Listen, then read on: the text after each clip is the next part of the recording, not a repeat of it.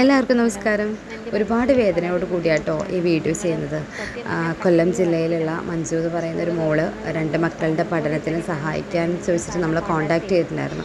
School തുറക്കുന്നതിന് മുന്നേ നമ്മളാലാവുന്ന സഹായം അവർക്ക് എത്തിച്ചു കൊടുത്തിട്ടുണ്ടെങ്കിലും ഒരുപാട് സങ്കടം തോന്നി. കാരണം പലപ്പോഴും പെൺകുട്ടികൾ ജീവിതത്തിലേക്ക് കടക്കുന്നത് ഒരുപാട് പ്രതീക്ഷകളോടെ. നമുക്ക് അച്ഛൻ കഴിഞ്ഞാൽ പിന്നെയുള്ള സംരക്ഷണം നമ്മുടെ ഭർത്താവാണ്.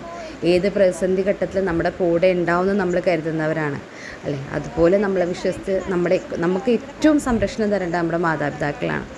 അങ്ങനെ ഒരു പ്രതിസന്ധി ഘട്ടത്തിൽ ഭർത്താവിന് മുന്നോട്ട് പോകാൻ പറ്റാത്ത സാഹചര്യത്തിൽ ആ മക്കളെയും ഭാര്യയെയും ഒഴിവാക്കി മരണം തിരഞ്ഞെടുത്തു എന്ന് പറയുമ്പോൾ വല്ലാത്ത വേദന തന്നെയാണ് അല്ലേ.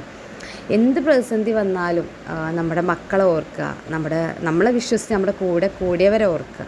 അവർക്ക് ആരും തണലില്ല. ഇപ്പോൾ ആ കുട്ടി പറയുന്ന കാര്യം, എല്ലാവരും മുന്നിലും കൈനീട്ടി വേണം ജീവിക്കാൻ അല്ലേ. നമുക്കൊരു തണലായി ഉള്ള ഒരാൾ നമ്മളെ വിട്ട് പിരിഞ്ഞു കഴിഞ്ഞാൽ പിന്നെ നമ്മളെ നോക്കാൻ ആരുമില്ല. ഒറ്റയ്ക്ക് ജോലിയെടുത്ത് മക്കളെ വളർത്തുന്ന ഒരുപാട് അമ്മമാരുണ്ട്. എന്നും ആ കരുത്ത് ആ മോൾക്ക് ഉണ്ടാവട്ടെ. 2 മക്കൾക്ക് ആവശ്യമുള്ള സാധനങ്ങൾ ഞങ്ങളാലാവുന്നൊരു സപ്പോർട്ട്, ഭക്ഷണത്തിനാണെങ്കിലും അവരുടെ പഠനകാര്യത്തിനാണെങ്കിലും നമ്മൾ ചെയ്യാമെന്ന് പറഞ്ഞിട്ടുണ്ട്. ആർക്കെങ്കിലും വ്യക്തിപരമായിട്ട് ആ മോളെ സഹായിക്കാൻ കഴിയുന്നുണ്ടെങ്കിൽ, വളരെ ബുദ്ധിമുട്ടിലാണ്. വാടകയും തുച്ഛമായ 300 രൂപ കൂലിക്കാണ് ജോലിക്ക് പോകുന്നത്. അതുകൊണ്ട് നമുക്കറിയാം നമ്മുടെ മക്കളെ വളർത്തിയെടുക്കാൻ വളരെ ബുദ്ധിമുട്ടാണെന്ന് ഇന്നത്തെ കാലത്ത് കേട്ടോ. അപ്പോൾ കഴിയുന്നവരുണ്ടെങ്കിൽ ദയവായി ഓഫീസുമായിട്ട് തന്നെ ബന്ധപ്പെടുക.